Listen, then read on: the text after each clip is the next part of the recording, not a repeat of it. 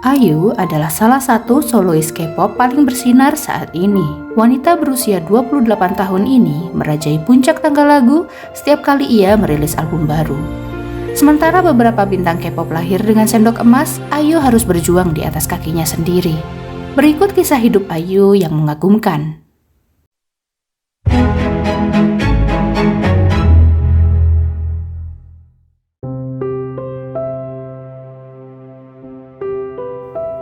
Lee Ji-yoon atau lebih dikenal dengan nama panggung Ayu, lahir pada 16 Mei 1993 di Songgyeongdong, Seoul, Korea Selatan.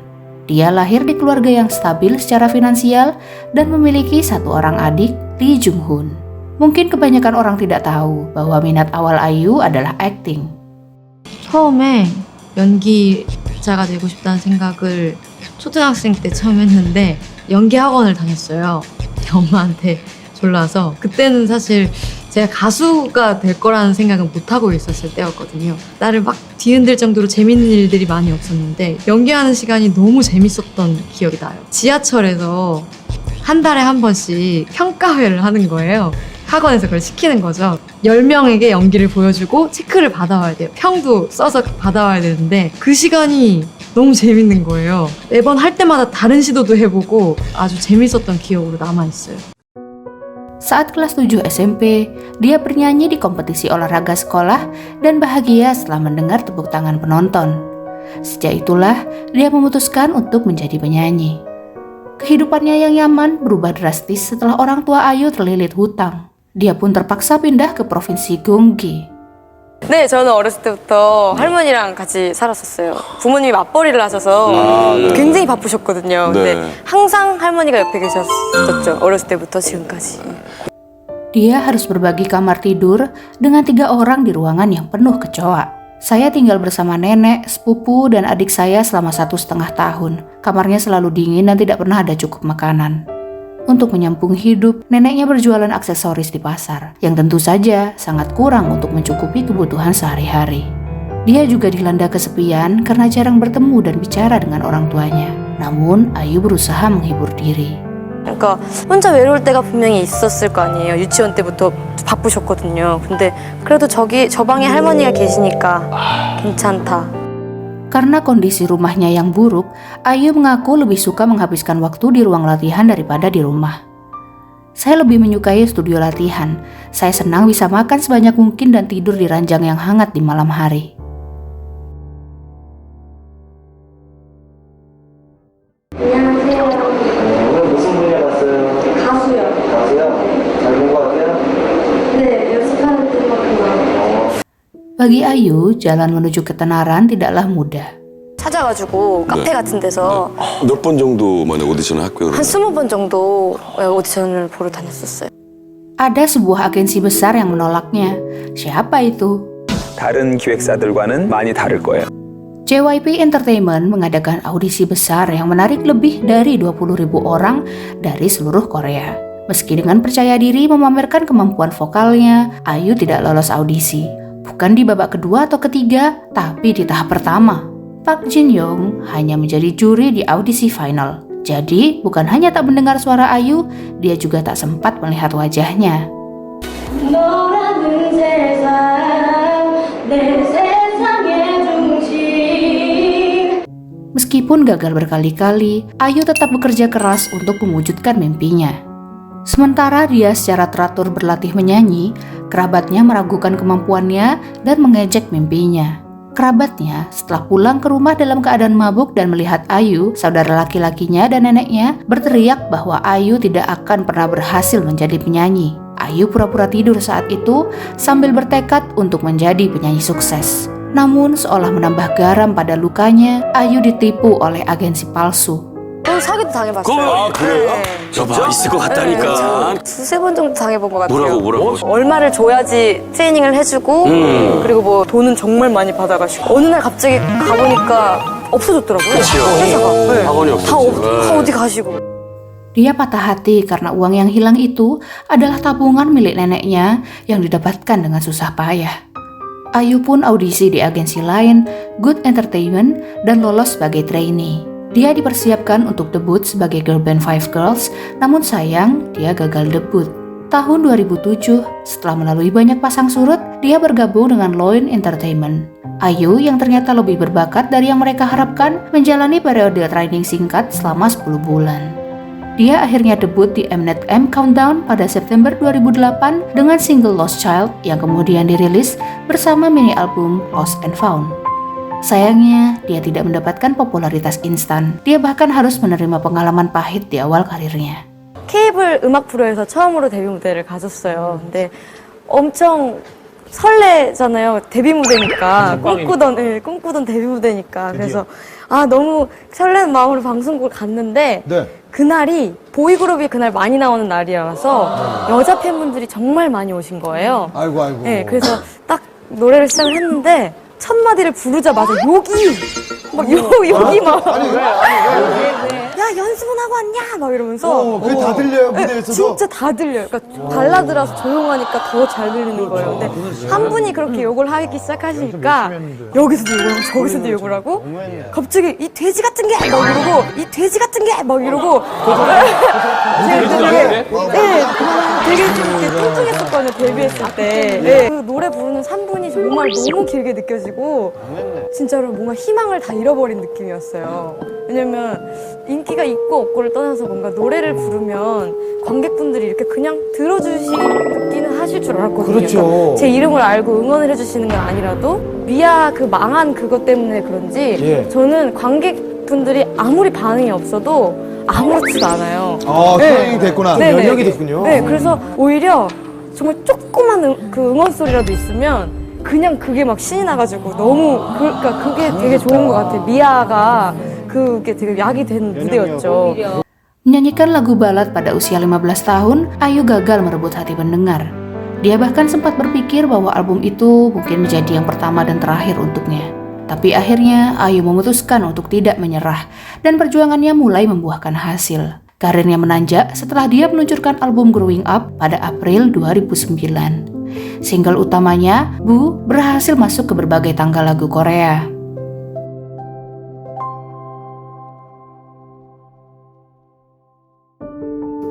Dua tahun kemudian, lagu Nagging yang dinyanyikan bersama Lim Seol-ong 2AM membuat Ayu mendarat di nomor 1 tangga musik domestik untuk pertama kalinya. Pada Desember 2010, Ayu menikmati puncak kesuksesan dengan lagu Good Day yang masuk ke chart musik selama 5 minggu berturut-turut di posisi tertinggi Gaon Digital Chart Korea Selatan. 3 nada tinggi Ayu yang luar biasa di akhir lagu membuatnya menjadi sensasi di dalam dan luar Korea.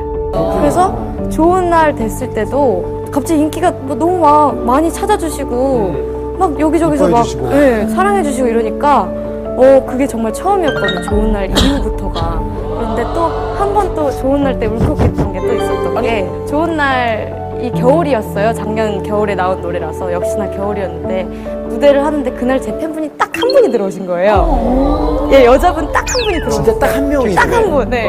딱 한 분이 들어오셨는데 제 응원법이 뭐 어쩜 이렇게 하늘은 더 파란 거지 우유 빛깔 아이유 이게 있거든요. 근데 그거를 정말 여자분 혼자서 일당 100을 하시는 거예요. 정말. 그게 여자분 한 분이신데 그게 여기까지 들리는 거예요. 네, 저 기 안 죽이시려고. 그래서 노래를 하면서 막 눈물이 날 것 같은 거예요. 그래서, 네, 근데 마침 그날 제가 1위를 했어요.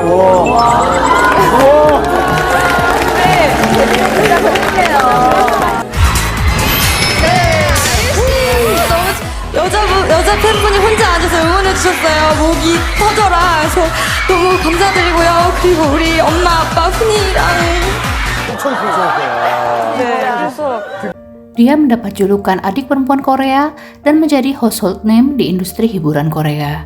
Pendapatan yang diperoleh pada tahun 2011 saja mencapai hampir 10 miliar won, membuatnya mampu melunasi hutang orang tuanya hanya 3 tahun setelah debut. 와, 내가 계획했던 대로 이렇게 이루어지는구나. 그게 너무나 신기했고 정말 많은 분들에게 감사했고 Ayu juga membuktikan kemampuannya sebagai aktris. Pada tahun 2011, Ayu tampil di drama remaja KBS populer Dream High. Sayangnya, soundtrack yang dinyanyikan Ayu, Someday, dari drama tersebut dituduh melakukan plagiarisme. Netizen melihat kesamaan lagu tersebut dengan To My Man yang dinyanyikan Ash. Kim Sing-il pun mengajukan gugatan terhadap Park Jin-young, di mana ia akhirnya menang. Di tahun yang sama, IU merilis album keduanya, Last Fantasy, yang mengunggulkan single You and I, dan mendulang sukses besar. Album ini bahkan dijuluki All Kill karena ke-13 lagunya menyapu sebagian besar tangga lagu Korea dan mencatat jumlah unduhan mendekati 7 juta dalam waktu seminggu setelah rilis. Kesuksesan IU berdampak besar pada agensi yang mengorbitkannya, Loen Entertainment. 3 tahun setelah mendebutkan IU, Loen pindah dari gedung kecil ke gedung 6 lantai. Untuk kontribusinya yang luar biasa bagi perusahaan, agensi memberikan IU 1 lantai secara eksklusif untuk latihan. Pada Februari 2012, IU lulus dari Dongduk Girls High School. Awalnya, IU berminat kuliah dan mengambil jurusan sastra Korea. Tetapi akhirnya dia memutuskan untuk fokus pada karir, meskipun beberapa universitas menawarkan kesempatan masuk khusus. Walau tidak kuliah, IU membantu alma mater SMA-nya dengan menciptakan beasiswa IU yang membayar biaya masuk perguruan tinggi dan uang sekolah untuk siswa dari keluarga miskin.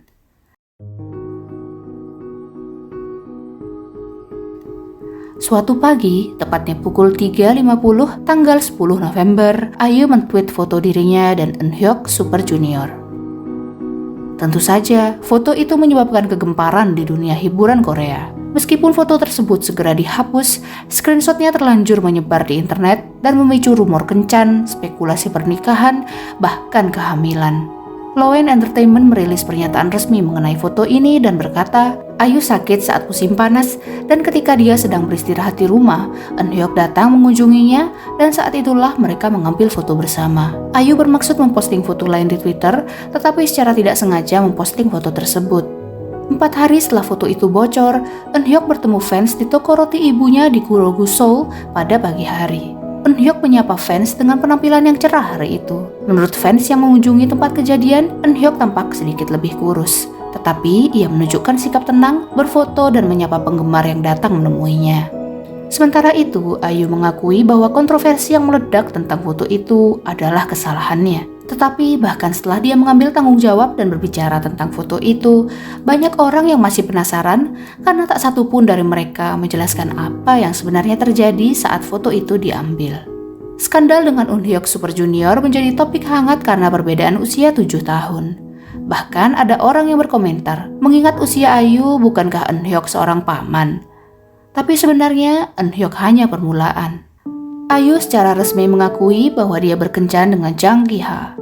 Mereka bertemu di SBS Power FM, Jang Ki-ha's Great Radio pada Oktober 2013 dan berkembang menjadi sepasang kekasih.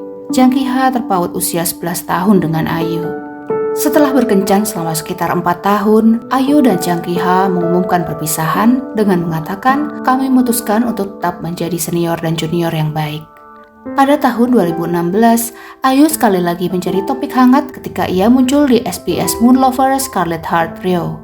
Lawan main IU adalah Lee Jun-ki yang lahir tahun 1982 dan menimbulkan kekhawatiran bahwa mereka memiliki perbedaan usia terlalu besar. Tapi tak berhenti di situ.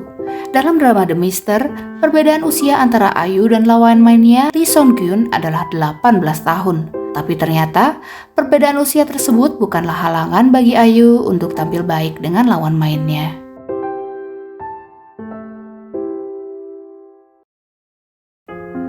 Pada tahun 2015, IU membuktikan kemampuannya membuat album yang diproduksi sendiri, Catshire, yang menduduki puncak 20 album K-pop terbaik Billboard.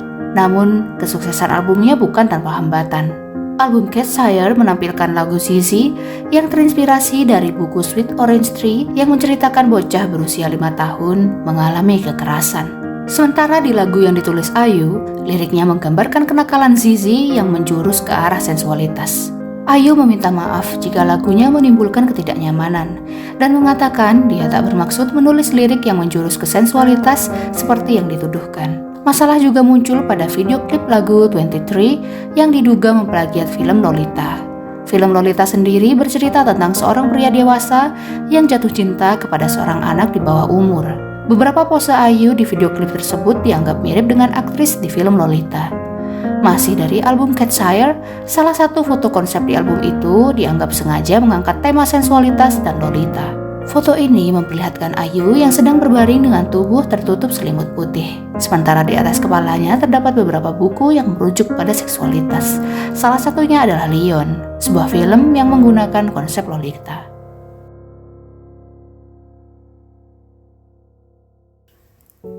Ayu membuat penggemarnya khawatir ketika dia pingsan dan dirawat di rumah sakit sebelum kembali untuk mempromosikan album Real.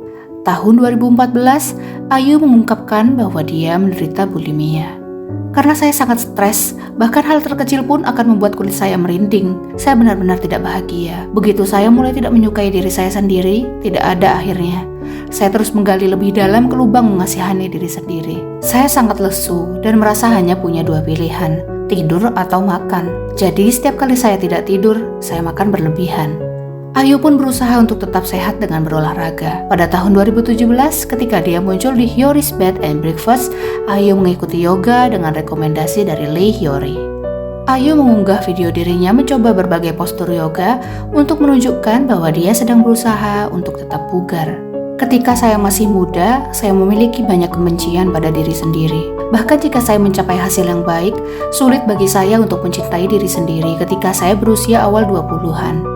Ayu menambahkan bahwa banyak hal berubah ketika dia berusia 25 tahun dan menulis lagu Colette yang memiliki lirik, "Saya pikir saya tahu diri saya sekarang." Dia menjelaskan bahwa dia menulis kata-kata itu karena dia tidak lagi memiliki kekecewaan dalam dirinya. Saya belajar menerima diri saya apa adanya, termasuk kekurangan dan kelebihan saya.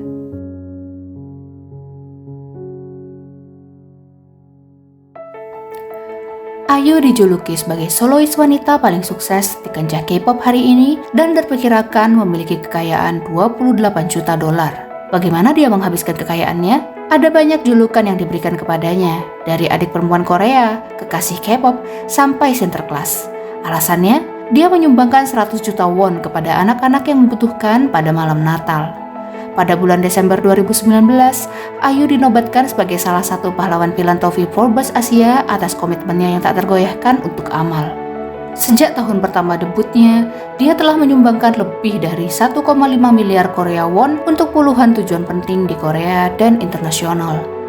Terlepas dari popularitas dan kesuksesannya, Ayu tetap rendah hati. Ketika ditanya bagaimana perasaannya menjadi ikon generasi ini, dia bersikeras bahwa dia hanya beruntung. Itulah kisah hidup penyanyi Korea Ayu. Apa hal baru yang kalian ketahui tentangnya? Apa ada pelajaran yang kalian bisa petik dari kisahnya? Tulis pendapat kalian di kolom komentar ya. Dan jangan lupa klik like dan subscribe untuk kisah menarik lainnya.